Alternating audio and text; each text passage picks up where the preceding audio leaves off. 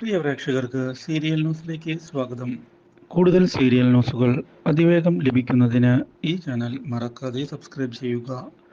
Bell icon click ചെയ്യാൻ മറക്കരുത്. Do like, share and subscribe.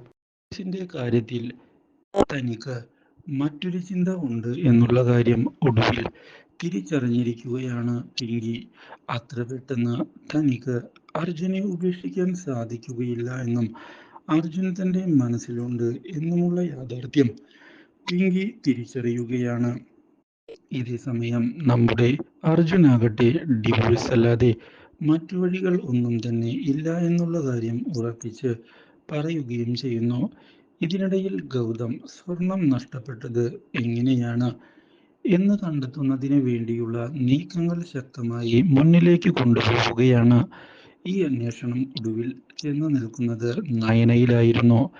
ഇതോടെ നയനയ്ക്കെതിരെ കൃത്യമായ തെളിവുകളുമായി ഗൗതം മുന്നിലേക്ക് എത്തുകയും അറസ്റ്റ് ചെയ്യും എന്നുള്ള കാര്യം വ്യക്തമാക്കുകയും ചെയ്യുന്നു.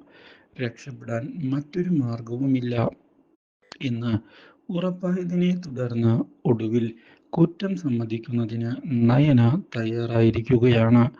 തനിക്ക് കുറച്ച് സാമ്പത്തിക ബാധ്യതകൾ ഉണ്ട് എന്നും അതിൽ നിന്നും രക്ഷപ്പെടുന്നതിന് വേണ്ടിയാണ് താൻ ഇങ്ങനെ ചെയ്തത് എന്നും വ്യക്തമാക്കുകയാണ് നമ്മുടെ നയന.